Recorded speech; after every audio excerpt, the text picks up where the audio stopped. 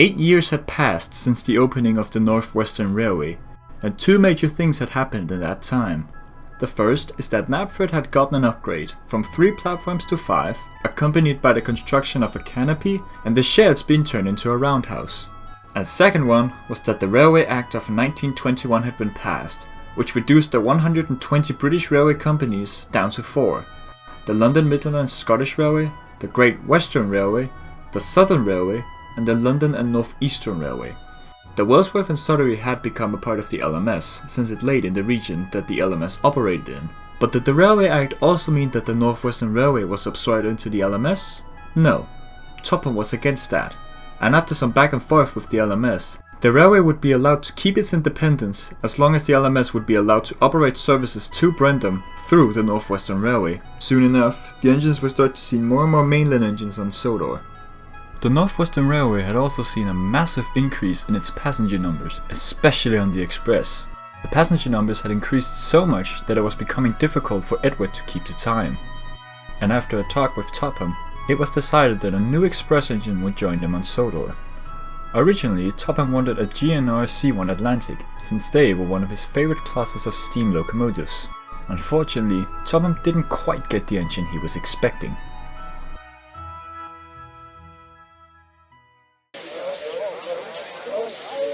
Whew, that was a heavy load today, sir. I can imagine, but you've done more than enough, Edward. I need a rest. I hope the new engine's a decent replacement. Speaking of which, when's the new express engine arriving? Today. Scratch that. Now. So you said it was an Atlantic, sir? Yes, a GNR C1 Atlantic. Is it just me, or does that sound like a 3-cylinder engine? I was about to say the same thing.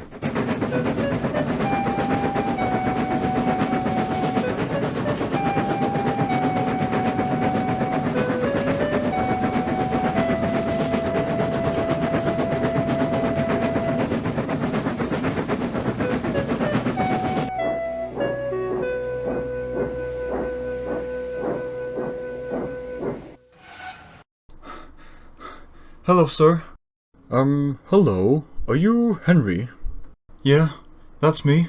That's strange. I'm pretty sure I ordered a C1 Atlantic. Well, you got half of what you ordered. What do you mean? I'm an experimental engine. A mix between a GNR C1 and an A1. I see. I must admit, you're quite a sight. A perfect look for an express engine. I think I'll keep you. I'm warning you, sir.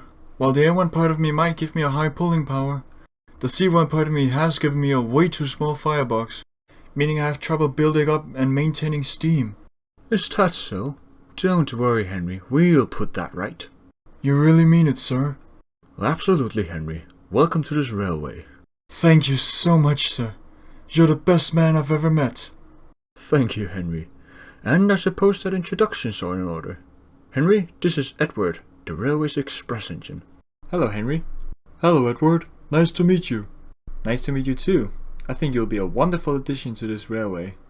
Thank you. Now, Henry, you've likely had a long run and need a rest. If you continue down the line and turn right, you'll end up at the sheds, where you can rest. Yes, sir. And again, thank you, sir.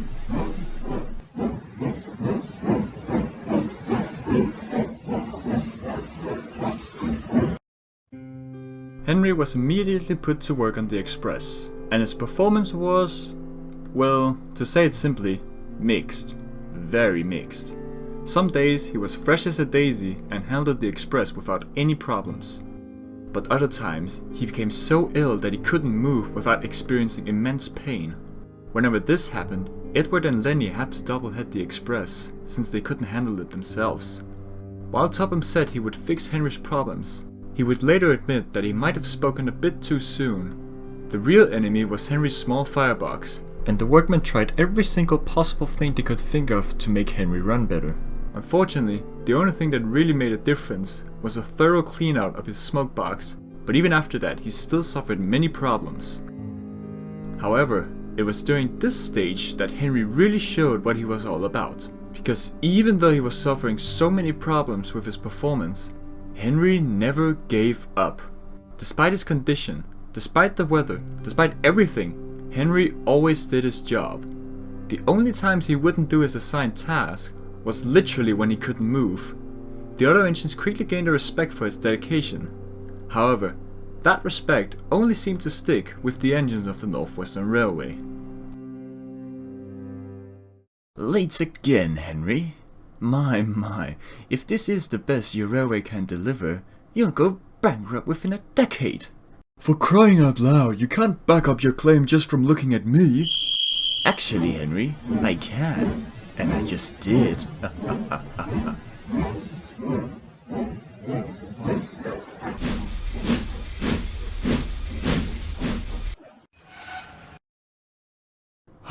They just don't shut up.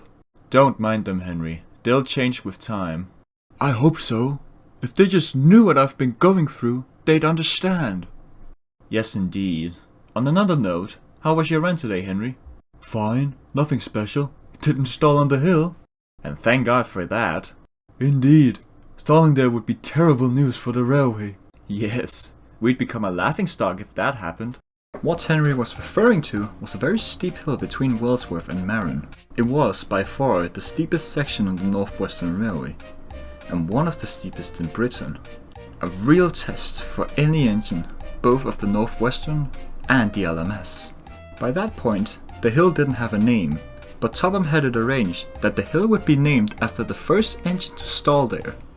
And while that might seem rather evil, it was actually Topham's way to make sure that the engines got over the hill, since said name change would be incredibly humiliating for whoever stuck on the hill first.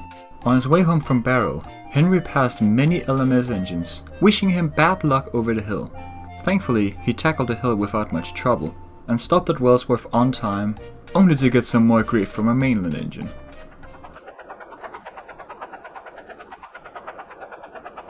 Henry's Hill, eh? Oh, one of these days. As an LMS engine, I'm supposed to act like that. But between you and me, Henry, I have the highest respect for you.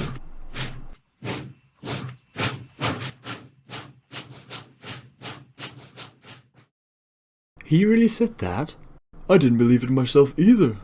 And given his current company, I would have imagined that their attitude would have rubbed off on them. This is what I've been saying all along. They're not to be trusted. Clive, if you're seriously going to start that— No, I wasn't referring to the Wellsworth and Suttery specifically, but the LMS as a whole. Their attitude is creating a bad influence on the new ones. Not all of them are bad, you know. True, but the good ones are pretty rare to come by now. Indeed. Well, since they're everywhere, I guess we must adapt. Is there seriously no way of getting them to shut up? My best guess would be to make them think again. And how would we do that? Well, say that Henry pulled himself out of a tricky situation, even though his condition was rather poor. I guess that could have an effect.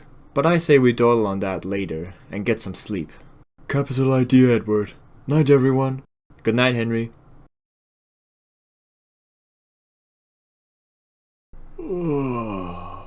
Huh? Good lord. Henry, are you alright? It's one of those days. Oh, how are you feeling? I've been better. I feel so stuffed. That's because we've had a bad run of coal lately, which is clogging up your pipes, Henry. Oh, good morning, sir. Morning, Edward.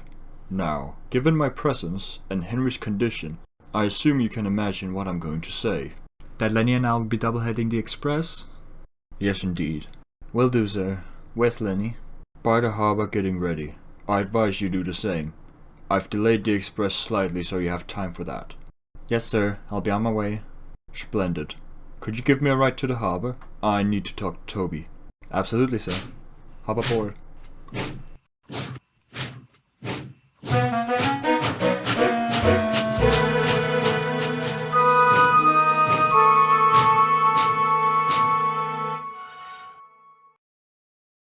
Goodness! Lenny, what happened? Ugh, the points were set against me when I passed over them. How did that happen? Guess who's running the signal box today? Charlie? Indeed. Oh, for crying out loud, that's the third time this month. Where is he now? Charlie's in the yardmaster's office. who's currently running the signal box while we wait for a fill-in. I'll talk to Charlie later. We have a bigger problem to focus on at the moment. That I'm off the rails? And the express is supposed to leave in a couple of minutes. Indeed. What do we do, sir? Well, Edward can't pull it on his own. It's a rather busy day today. Not in 1,000 years. What about Thomas? If he's on time, he would be at Barrow right now. And no offense, Toby, but you, Neil, Clive and Matthew ain't gonna cut it. Which really only leaves us with one option. So that's the situation, Henry. Not exactly favorable. No, indeed. Now, I don't want to force you, but the express is supposed to leave shortly, and I want you to choose whether or not you can actually do it. If you can't, that's absolutely fine. Well, say that Henry pulled himself out of a tricky situation, even though his condition was rather poor. I'll do it, sir. Are you absolutely sure? Yes, indeed. All I can do for the railway. Henry, you're one of the best investments I've ever made. Now go show them what you can do.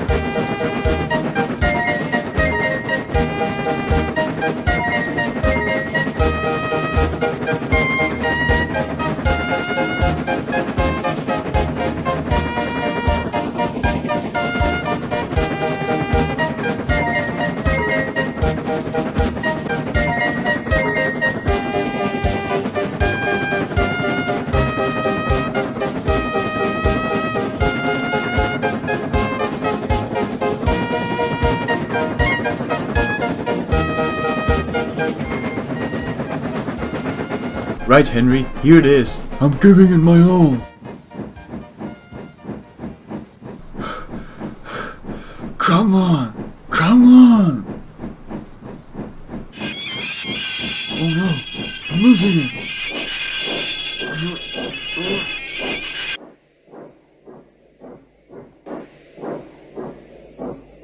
I've done it!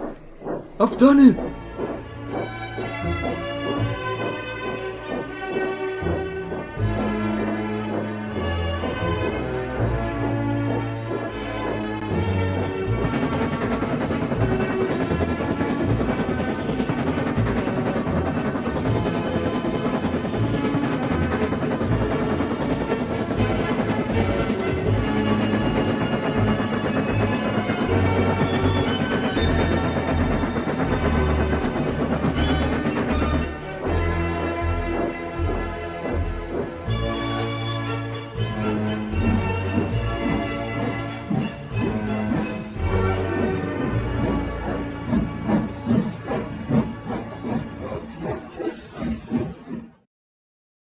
I am very proud of you, Henry.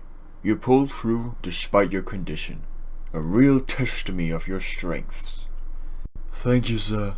No, Henry, thank you. Thank you for being a real inspiration for so many people and engines. And thank you for doing so much for this railway. It's been an honor so far, sir. But on a bit of a more serious note, what are we going to do with the express? I've looked into it, Henry. Since we need Edward and Lenny elsewhere, it's perhaps a good idea that we maybe get another express engine to help you out. Have you found anything, sir? A spare engine from the LNER will come here on trial, and if I'm satisfied with its performance, I'll buy it. Thank you, sir. Thank you so much. No problem, Henry. You deserve it. Henry wondered what locomotive the LNER had sent to the railway. But what they actually did send was certainly not what he was expecting.